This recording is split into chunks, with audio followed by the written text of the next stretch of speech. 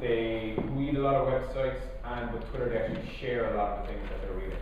So they're sending out reading lists, they're sending out videos, everything like that. That's why we're getting, you know, the 25 million updates a day. People are just firing stuff out.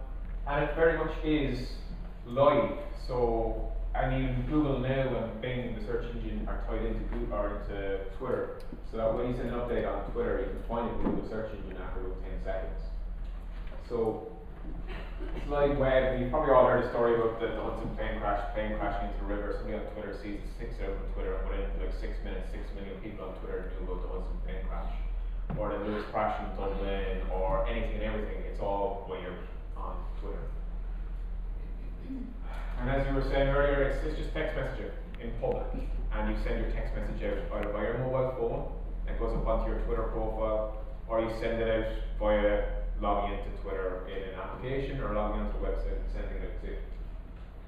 So I know there's something from Irish Rail here, so I just want to show Irish Rail use Twitter. They use it in a broadcast way, so as you can see, they're only following one person, but like 2,200 people are following them. And actually, it was very, very effective during the snow and the ice and even the floods, because the minute the website was updated, the Twitter account was updated too. And people that didn't have time to access the website were getting their updates via Twitter. And very, very importantly, they were sending those updates out to other people. So they got the information themselves and then they redistributed it out. There's all these tools now on Twitter to allow you to do that. And one of them is called a retweet, which means you just resend stuff out. So if you see something of interest, you click on the retweet button, and everyone that you're connected to on Twitter will see that update too. So for example, this Twitter discount that they have here, that gets sent out, and maybe up to 2,200 people will see that discount. But of those 2,200 people, an awful lot of them will send it out to their friends that aren't connected to Irish Rail. So within a couple of steps, there's a potential of tens of thousands of people or hundreds of thousands of people seeing that discount. And it's a very useful account, but it's the old kind of way of broadcast. Stuff is sent out, there's no interaction whatsoever, but this is exactly how Barack Obama used his Twitter account. People are saying that was really, really good. So if you want to broadcast, you can still do that, but just let people know that that is how you interact, or that is how you don't interact, this is how you use your account. This, on the other hand, is the account for Aircom Connect. Now, Aircom have a terrible reputation online, and if you do any kind of blog search post or boards.ie search about Aircom, there's a huge amount of negativity.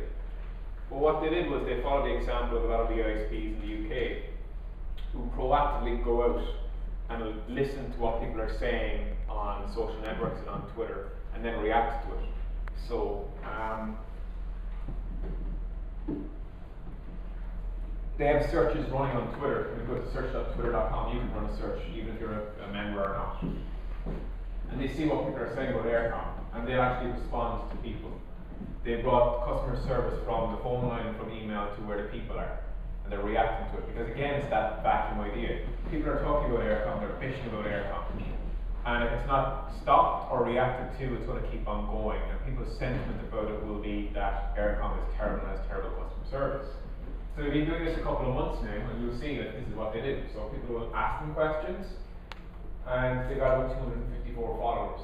I did a poll a little while back, asking people that were Aircom customers and non-Aircom customers what they thought of Aircom now that they're doing customer support on Twitter. So people complain about the broadband on Twitter, so it makes sense to go on there and respond.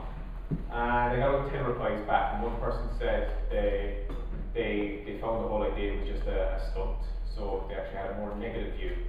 Some, I think 4 people were neutral, and the rest were actually positive, saying they have a better view of Aircom as a result of this. And it's also a shortcut for some people to get tech support. If they go onto Twitter, they'll contact Aircom Connect, they skip the phone line and the email. And it makes sense, even from a cynical perspective as a company, that the mouthy people are on Twitter, the ones that complain to everyone are on Twitter. If you can keep them happy, then that's less people complaining about you, and less volume too.